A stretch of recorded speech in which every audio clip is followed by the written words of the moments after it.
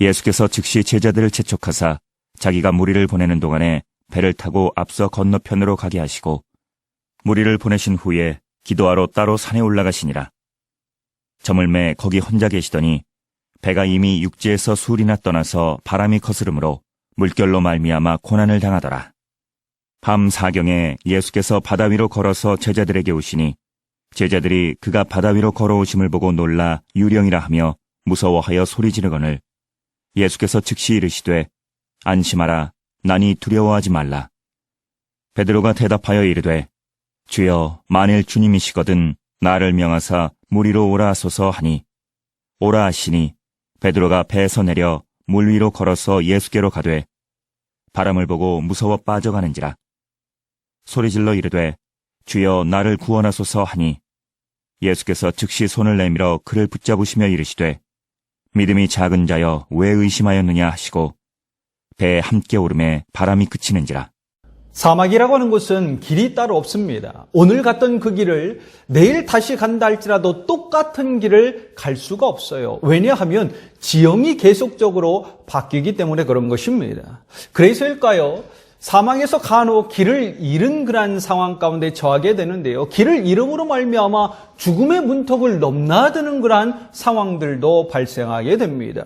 그 죽음의 문턱을 넘나들며 나갈 때 한 가지 나타나는 그런 현상이 있는데요. 그것이 무엇이냐면 신기류가 나타나기 시작하더라라고 하는 것입니다. 신기류라고 하는 것이 무엇입니까? 저 멀리 오아시스가 보이기 시작합니다. 얼마나 좋겠습니까? 길을 잃음으로 말미암아 죽음의 문턱을 넘나드는 그런 상황 가운데 저 멀리 오아시스가 보이니 나는 이제 살았구나. 생명을 다시금 얻으며 나갈 수 있겠구나 라고 생각하면서 희망을 품고 한 걸음씩 한 걸음씩 전진해 나갑니다.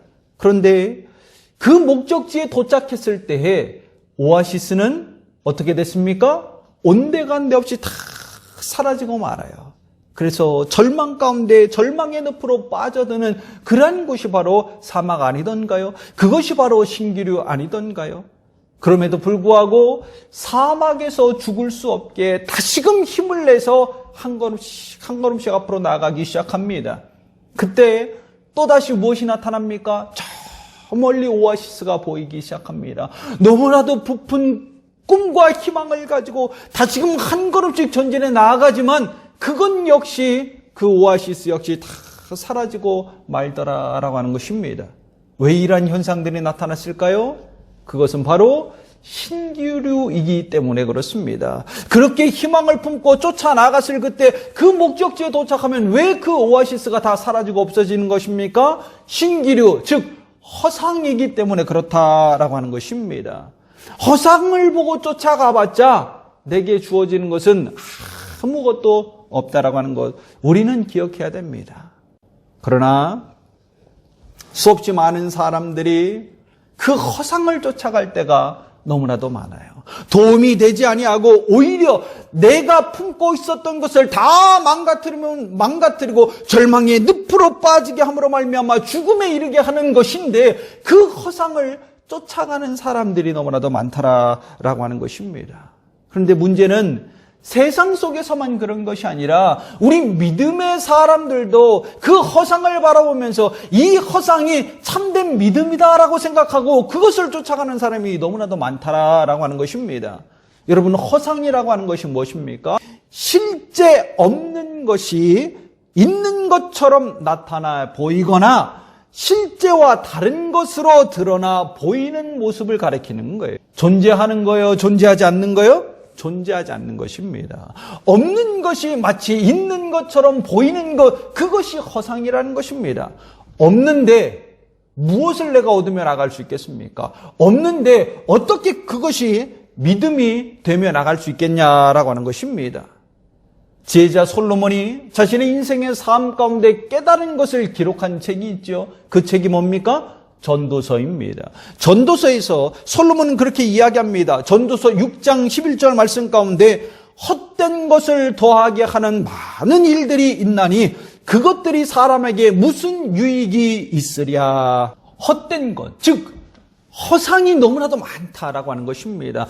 허상을 수없이 많은 그런 허상들을 바라보면서 이것이 참된 것이라고 막 쫓아가지만 얻어지는 것이 있대요, 없대요? 유익이 있답니까, 없답니까? 아무 유익이 없다라고 그렇게 이야기해주고 있습니다. 왜냐하면 그 모든 것들은 다 허상이기 때문에, 존재하지 아니하는 것들이기 때문에 그런 것입니다. 존재하지 않는 그 허상을 쫓아가면 내게 주어지는 게 뭐가 있어요? 아무것도 없는 것입니다. 그러기에 솔로몬이 뭐라고 이야기합니까? 전도서에서 헛되고 헛되며 헛되고 헛되다라고 그렇게 고백을 하고 있는 것입니다. 자, 그러면 길이 없는 그 사막에서 어떻게 빠져나올 수 있을까요? 그 사막을 통과해서 자신의 목적지에 도착하고 참된 기쁨들을 어떻게 얻으며 나갈 수 있을까요? 허상이라고 하는 그 신규를 쫓아가는 것이 아니라 실상을 쫓아가고 있기 때문에 그런 것입니다. 사막에서 실상이 뭡니까? 별이잖아요, 별. 길을 가르쳐주는 그런 별 아닙니까? 그 별의 실상을 바라보면서 길을 걷다 보니까 사막을 통과하게 되었고 신기류의 허상을 쫓아가지 아니하게 되더라라고 하는 것입니다. 그리고 사막을 벗어나서 자신이 가고자 하는 그런 목적지에 도착함으로 말미암아 참된 기쁨을 얻게 되더라라고 하는 거예요. 성도는 이러한 믿음의 삶을 살아야 됩니다. 세상 속에서 나에게 수없이 많은 허상들로 유혹할 때가 너무나도 많아요. 나를 헛된 길로 인도하고자 하는 그런 일들이 너무나도 많다라고 하는 것입니다. 그러나 분명히 기억해야 될 것은 나를 유혹하고 나를 넘어뜨리려고 하는 그 허상은 나를 죽음에 이르게 한다라는 거예요. 사망에 이르게 한다라고 하는 것입니다. 나를 고통에 빠지게 하고 너무나도 힘든 그런 어려움 가운데 처하게끔 만든다라고 하는 것입니다. 그러하기에 허상을 쫓아가는 것이 아니라 무엇을? 실상을 쫓아가자. 실상이 누구죠? 하나님을 쫓아가자라는 것입니다. 하나님의 말씀을 쫓아가자라고 하는 것입니다. 그 실상을 쫓아갈 때에 마치 사막을 통과하고 목적지에 도착해서 자신의 기쁨들을 얻으며 나갈 수 있는 것처럼 내가 실상을 쫓아가 하나님의 실상을 쫓아가며 나갈 그때 비로소 하나님이 내게 주시는 그러한 은혜의 기쁨들을 누리며 삶을 살아가게 되는 줄 믿습니다. 자, 그렇다면 우리가 무엇을 따라가야 될 것인가? 어떠한 믿음의 삶을 살아가야 될 것인가? 첫 번째, 허상이 아닌 실상을 따라가야 됩니다. 허상이 아니라 실상을 따라가야 된다. 오늘 본문은 예수님께서 오병이어의 기적을 나타내시고 난 다음에 일어났던 그러한 사건입니다. 오병이어의 기적 어떻게 일어났죠? 떡 5개와 물고기 2마리로 5,000명을 먹이는 놀라운 역사가 나타나게 되죠. 그 전 상황을 보면 예수님께서 제자들에게 너희가 저 사람들에게 먹을 것을 가져다 주어라 라고 그렇게 이야기를 했습니다. 실제적으로 돈도 없거니와 그 많은 사람들을 먹일 수 있는 그런 떡을 사오거나 빵을 사오거나 그런 상황이 되지 않았어요. 아무것도 할 수 없는 그런 상황에 처해져 있었다라고 하는 것입니다. 그럼에도 불구하고 예수님께서 한 어린아이가 내놓은 떡 5개와 물고기 2마리를 가지고 축사하신 다음에 제자들에게 나눠줘요. 그리고 모여있는 사람들에게 갖다 주어라 라고 이야기합니다. 끊임없이 떼어줌에도 불구하고 계속적으로 나눠줌에도 불구하고 끊어지지가 않는 겁니다. 모든 사람이 다 먹었어요. 그리고 남은 조각을 거두었을 때 12바구니에 찼다라고 성경은 기록하고 있지요. 다른 사람들이야 그 과정을 알지 못하기 때문에 오병이어의 기적이 나타났다라고 이야기하면 그것은 거짓말이다, 그것은 허상이다라고 이야기할 수 있겠지만 제자들은 달랐잖아요. 그 모든 과정을 다 알았잖아요. 그리고 예수님 옆에서 예수님께서 어떻게 행하셨는가 그 모든 것들을 다 직접적으로 경험했던 그런 사람들 아닙니까? 경험했던 그런 사람입니다. 그러면 예수님을 더욱더 믿고 의지해야 되는 것 아닌가요? 예수님의 능력과 예수님께서 행하신 그런 놀라운 기적들을 하나님 앞에 영광을 올려드리면서 다 믿고 따라가야 되는 것 아니던가요? 그런데 문제는 여기서부터 시작이 되더라라고 하는 것입니다. 그 오병이어의 사건이 끝나고 난 다음에 예수님이 제자들을 향해서 야 너희는 먼저 배를 타고 건너편으로 가라라고 그렇게 보내요. 근데 배를 타고 가다가 풍랑을 만남으로 말미암아 그들이 고난을 당하게 되죠. 고초를 당하게 됩니다. 그때에 예수님께서 바다 위를 걸어서 제자들에게 오게 됩니다. 근데 그 과정 속에서 나타나는 그런 현상이 뭐냐면 이 제자들이 예수님이 걸어오시는 것을 보시면서 기뻐해야 되는데 기뻐하는 게 아니에요. 뭐라고 이야기합니까? 오늘 본문 26절 말씀 가운데 제자들이 그가 바다 위로 걸어오심을 보고 놀라 유령이라 하며 무서워하여 소리 지르거늘. 본문 말씀을 잘 보십시오. 제자들이 그가 누구예요? 예수님이잖아요. 실상이신 예수님께서 바다 위를 걸어오시는 것을 보았습니다. 그러면 실상의 예수님을 바라보면서 기뻐해야 됐는데 이들이 뭐라고 이야기한다고요? 유령이다라고 그렇게 이야기하고 있다라고 하는 것입니다. 유령은 실상입니까? 허상입니까? 허상이잖아요. 예수님을 실상으로 보지 못하고 허상으로 바라보면서 놀라 무서워 소리를 지르고 있다라고 하는 것입니다. 내가 믿는 하나님이 허상입니까? 내가 믿는 예수 그리스도가 허상입니까? 내가 믿는 성령님이 허상입니까? 내게 주신 하나님의 성경의 말씀이 허상입니까? 아니잖아요. 아닙니다. 실상입니다. 실상임에도 불구하고 예수님께서 오병이의 기적을 어떻게 행하셨는가 그것들을 다 직접적으로 경험했던 그 제자들까지도 예수님의 실상을 바라보는 것이 아니라 허상을 바라보면서 두려워 떨면서 소리를 지르고 있는 그런 상황 가운데 처하더라라고 하는 것입니다. 여러분, 만약에 하나님이 허상이고 예수님이 허상이고 성령님이 허상이고 성경의 말씀이 허상이었다면 없어져도 벌써 없어졌어야죠.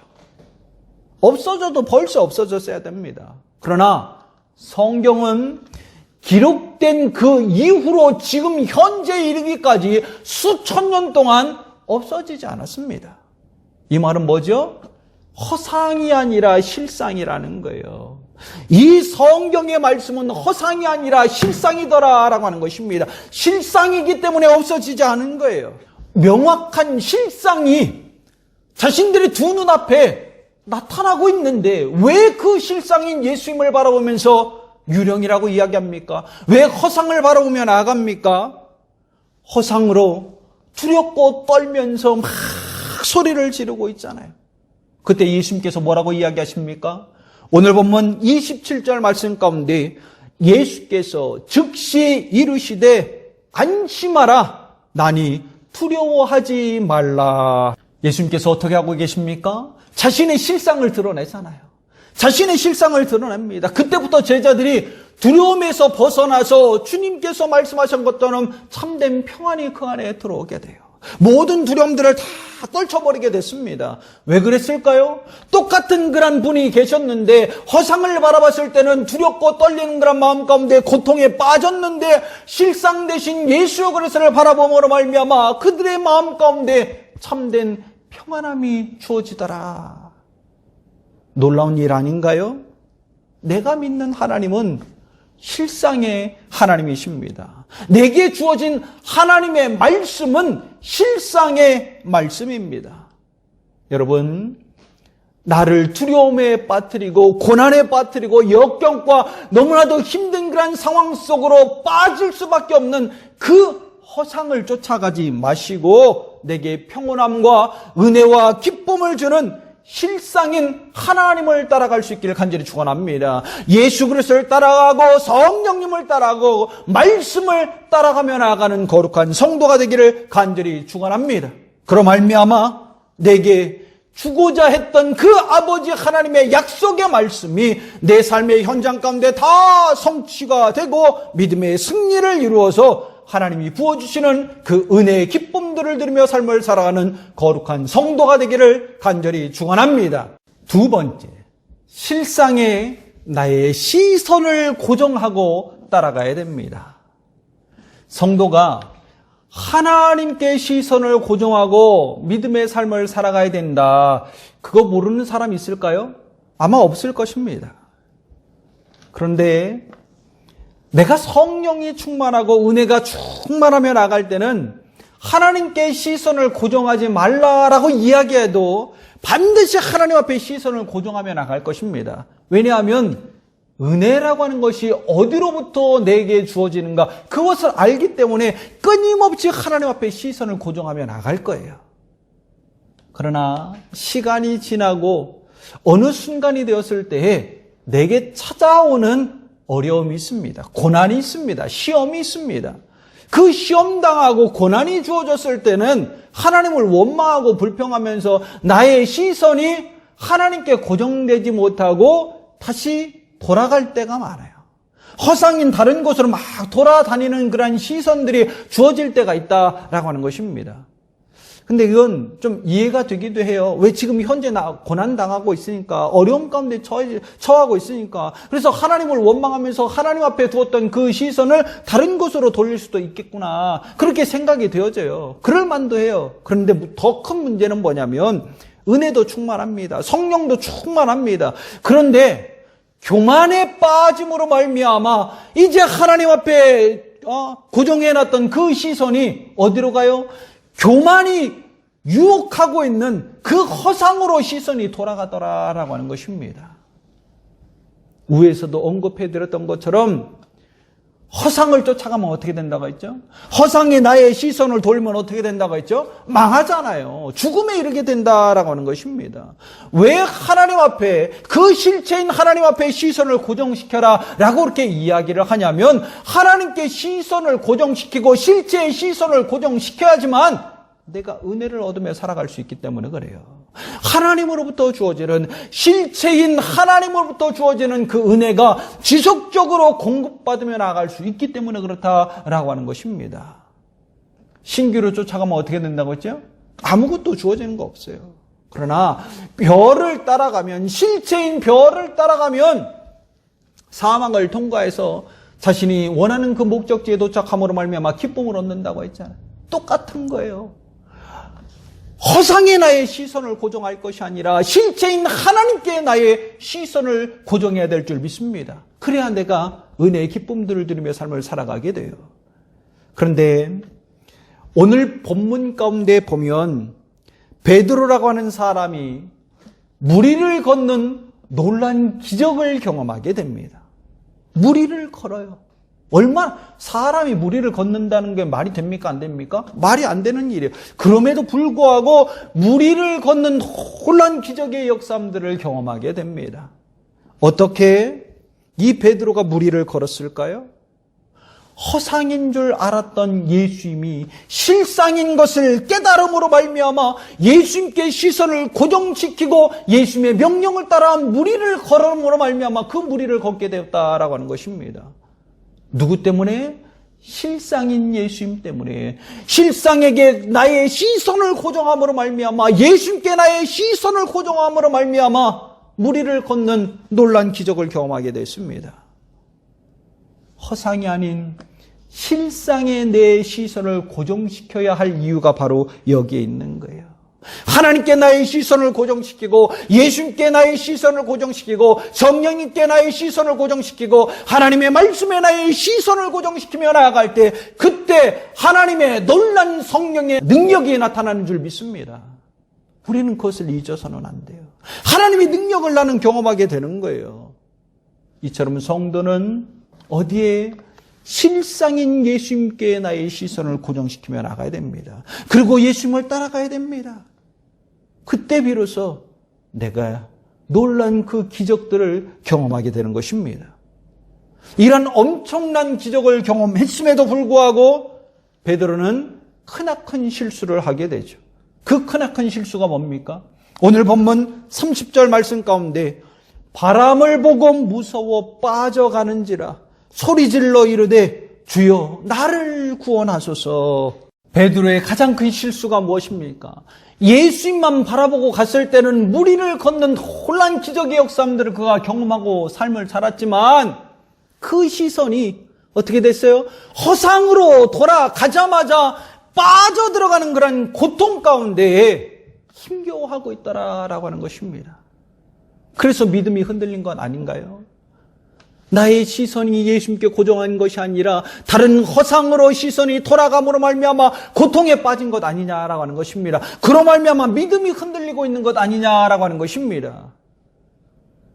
어떻게 보면 내 안에 믿음의 부재로 인해서 내 시선을 주님께 고정시키지 못하고 자꾸 허상을 바라보는 거예요. 다른 것들을 바라보는 거예요. 그래서일까요? 그 물에 빠져들어가는 베드로를 바라보면서 예수님께서 뭐라고 말씀합니까? 오늘 본문 31절 말씀 가운데 예수께서 즉시 손을 내밀어 그를 붙잡으시며 이르시되 믿음이 작은 자여 왜 의심하느냐? 왜 의심하냐?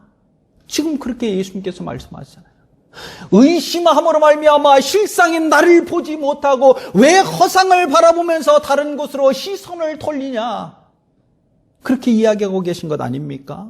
여기서 우리가 알아야 할 것은 내가 진정 온전한 믿음을 지키며 삶을 살기 위해서는 두 시점이 아니라 오직 한 시점만을 고정하며 나가야 된다라고 하는 것입니다. 실상과 허상이라고 하는 그 두 가지를 바라볼 것이 아니라 오직 무엇만 실상이신 하나님만, 예수님만, 성령님만, 말씀만을 바라보면서 그것만을 쫓아 나가야 된다라고 하는 것입니다. 그때 끊임없이 하나님의 은혜를 경험하게 되는 거예요. 하나님의 놀란 기적의 능력들을 내가 나타나며 나갈 수 있게 된다라고 하는 것입니다. 우리는 그것을 깨달아야 됩니다. 여러분, 하나님께 시선을 고정시키십시오. 그리고 믿음의 길을 걸어가십시오. 예수님께 시선을 고정시키고 성령님께 시선을 고정시키고 말씀의 시선을 고정시킴으로 말미암아 끊임없이 내게 부어주시는 하나님의 은혜들을 경험하며 나아갈 수 있는 거룩한 성도가 되어질 수 있기를 간절히 축원합니다. 세 번째, 실상을 따라가면 내게 은혜가 주어집니다. 여러분 한번 생각해 보십시오. 내가 실상인 하나님을 따라가고 예수님을 따라가고 성령님을 따라가고 하나님의 말씀을 따라가는데 내게 주어지는 것이 아무것도 없다. 따라갈 사람이 있을까요? 없을까요? 한 사람도 없을 것입니다. 단 한 사람도 없어요. 그러나 명확한 것은 사막에서 허상인 신기루를 따라가면 죽음에 이르게 되지만 실상인 별을 따라가게 되면 그 목적지에 도착해서 기쁨을 얻게 됩니다. 이와 같이 나의 믿음의 실상인 하나님을 따라가게 된다면 하나님은 끊임없이 내게 은혜를 부어줘요. 기쁨의 삶을 살아갈 수 있게 된다. 믿음의 승리를 이루며 삶을 살아갈 수 있게 된다라고 하는 것입니다. 오늘 본문 가운데 32절 말씀을 보십시오. 배에 함께 오름에 바람이 그치는지라. 배에 함께 올랐다. 누구랑 함께 올랐다라는 거예요? 실상인 예수님과 함께 들어서 배에 오르자마자 그들을 고통스럽게 했던, 그들을 힘겹게 했던 그 바람이 어떻게 됐다? 다 그쳤다. 고통에서 건진받는 은혜를 얻게 되잖아요. 누구랑 함께 했기에? 실상인 예수님과 함께 함으로 말미암아 고통에서 벗어나서 평안함을 얻게 되더라. 그 모든 고통이 다 그치더라. 여러분 무엇을 따라가길 원하십니까? 허상을 따라감으로 말미암아 고통에 빠지지 마시고 실상인 하나님을 따라가십시오. 예수님을 따라가십시오. 성령님을 따라가십시오. 약속의 말씀인 성경의 말씀을 따라가십시오. 그 가운데 오직 하나님 앞에 시선을 고정시키고 믿음 안에서 끝까지 하나님을 따라감으로 말미암아 아픔이 그치고 고통이 그치고 절망이 그치고 실패가 그치는 놀라운 역사가 일어나기를 간절히 축원합니다. 그 가운데서 무리를 걷는 기적과 날 구원하시는 아버지 하나님의 은혜를 경험하고 약속의 모든 말씀들이 성취되어지는 그 기쁨들을 누리며 살아가는 거룩한 성도가 되기를 간절히 축원합니다.